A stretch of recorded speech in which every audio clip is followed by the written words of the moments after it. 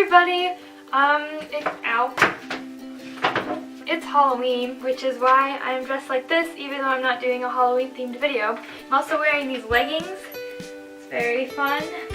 Oh, don't fall. So yeah, it's Halloween, October 31st, and that's cool. I like Halloween, but Halloween doubles as the eve of NaNoWriMo, which is scarier than Halloween in some ways. And I just kind of didn't prepare at all because I kept thinking I'll just kind of be mentally ready by the time November actually comes. November is still a long ways away, and I kept thinking that up until yesterday. And then I realized, oh, 2 days.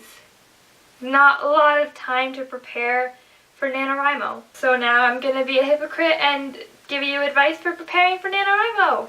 I think I have some good tips though, because I think I learned a lot from my experience last year. So hopefully at least one thing that I mentioned in this video will be of use to you if you're thinking about participating in NaNoWriMo. I'm good though. I'm excited.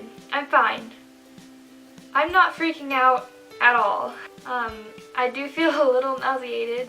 NaNoWriMo is stressful and it can be overwhelming, but it's also really exciting and it's fun. I mean, it's fun if you like to write.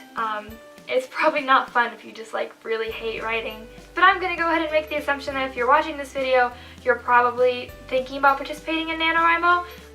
So you probably have some experience or motivation. That's the main thing, just get inspired and put words on the page. It doesn't have to be good. It really doesn't. You can always go back and edit after November, or you don't have to. I have a lot of unfinished novels. I don't really consider them failures at all because I still learned a lot from them and from the process, and I grew as a writer because of them. And I've still published 3 of my stories just to sort of share them, and that's been really rewarding and it's given me a lot of really cool experiences. But I think the #1 reason I've always loved to write is just to learn about myself and about the world, and I don't really get that at all from editing. I get that from the first initial crappy draft. If you're a perfectionist like I am, try your best in the month of November to just turn off your inner editor. And I know that's way easier said than done, but I did manage by the end of last November to kind of be able to be heading in that direction where I wasn't so worried about editing as I went or changing things a ton as I went. I was just trying to write and get the word count and meet my word goal each day. And I know that's a lot easier said than done, so I do have some more specific advice that I want to share with you as well. So I mentioned turning off your inner editor. That was definitely the main challenge for me last year, and I complained about it on Twitter. Someone advised that I just change the color of my font to white so that I couldn't read the words, and that way you just really have no choice. And it drove me a little bit nuts at first, but it definitely worked wonders by the end once I kind of got used to that. If it really bugs you not to be able to see the words you're typing, you can just make your font really small instead of just turning it white so that you can still kind of tell that the words are there, but you aren't able to read them and analyze them as you're going. Also, race yourself and race other people, make goals and try to meet them and try to beat them. See how many words you can type out in 1 minute or 10 minutes or an hour or however much time you have that day. My cousin Havana and I text each other, and when we're both available we try to do word sprints where we have competitions. We did this a ton last year whether or not we were together in person, and it was just so much fun, and it really worked to kind of motivate you, and I think that works especially if you kind of have that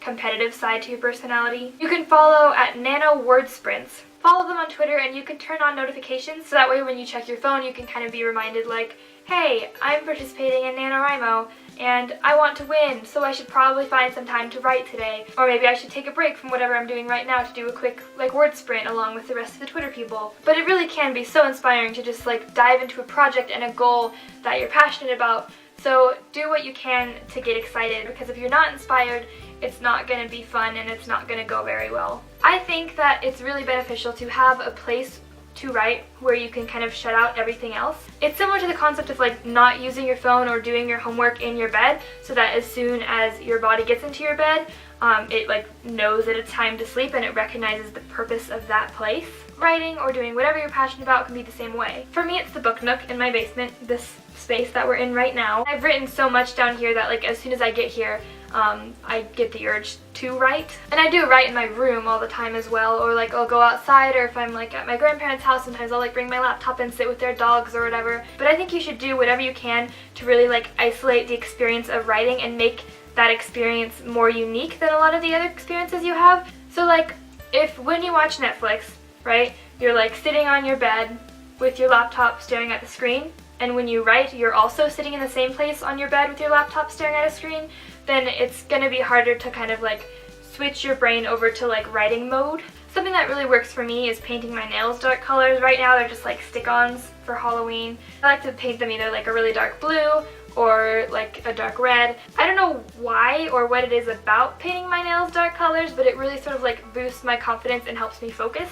I don't know why, but I've noticed it, so I take advantage of that. So experiment with everything from like the food you eat to the outfit you're wearing to like the way you have your hairstyle to the environment you're in to like having a pet on your lap or something. Or like every time you write, you wear the same ring on your pinky finger. Whatever you can do to get in whatever mode you need to be in order to write most successfully. Sometimes when inspiration strikes, it's really exciting and it's fun and you take advantage of that. Other times you're at school or at your job and you can't, and it sucks. It can be so frustrating when I'm at school and I write all the time in like the margins of my planner, or I take notes on my phone like in passing periods or at my lunch. And I would advise you to carry around a notebook so that whenever you get the chance you can like jot down ideas and notes and stuff. Sometimes though, when an idea or like a phrase or a scene pops into your head, you just can't write it down, because you just have to sit there and you have to learn about like polyatomic ions or something, which are probably important to your education, but you just don't feel like they're as much of a priority in your head as like all other things that are like floating around that you have to write down and you want to like document. I'm not gonna lie, there's been times where it's been so painful that I just like have to like go to the bathroom and then like write it down on my phone and try really hard not to lose track of time. I think that can be justified, as long as it's not like something super important that I'm missing in my class. I've only done it like twice. I feel like people are judging me. It's also unfortunate when you're trying to sleep and suddenly an idea pops into your head, or you like thinking about something that like leads your train of thought to like something that would work well in your novel, or like that. You know, I think you know what I mean.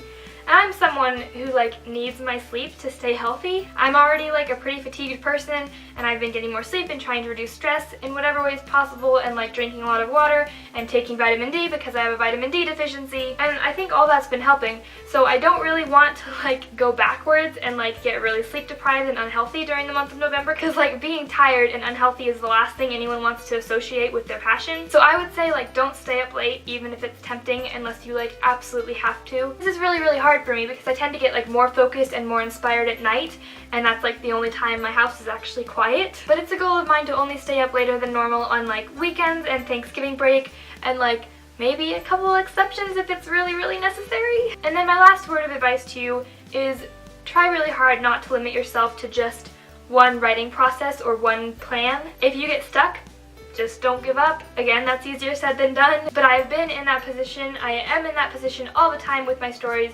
and you just have to keep writing, even if it's just writing a bunch of words that you know that you're going to delete later. It's kind of painful, but it gets you to the place that you want to be in order to continue the story. And you don't have to write things in order. It might make it a little bit harder to like organize and edit afterward, but it's worth it in the moment to just jump around if you need to, because it's a lot more enjoyable that way and you learn a lot more, I think, rather than if you're just trying to get from one point to the next. You're just writing all the points that you find important and then you can kind of connect them and reorganize them later. Just like don't limit yourself to anything when it comes to writing. You can do whatever you want. So I hope that if you watch this all the way through, you found at least a couple of little nuggets to help you on this journey through November. If you're participating in NaNoWriMo, add me as a buddy. I will put the link in the description, and I will add you back if I remember and I'm logged in and I notice that you added me as a buddy. I will try. If I don't and you want me to, tweet me, and then I will, because I will notice it. If you have your own advice to share, please leave them in the comments and I will read them, and I'll see you all next week. Good luck and happy writing! The rest of this month's videos have been pre-recorded so that I can focus on NaNoWriMo, and my videos for December have also been pre-recorded over the last few weeks, so that is why I might like look different than I do in my Instagram photos, or like not be talking about super relevant things or whatever. I tried to keep them relevant. I think that it's going to be fine. I don't even think you'll notice that they're pre-recorded. So yeah, but if you do want to keep up with me, you can follow my Vlogmas experience once December comes around, and that will be on my extra channel, More MB, so that I don't bother everybody who subscribed to me here. And you can check it out if you want to, maybe subscribe if you want to. But yeah, that is all I wanted to add. Happy Halloween, and you will see me next week. Goodbye.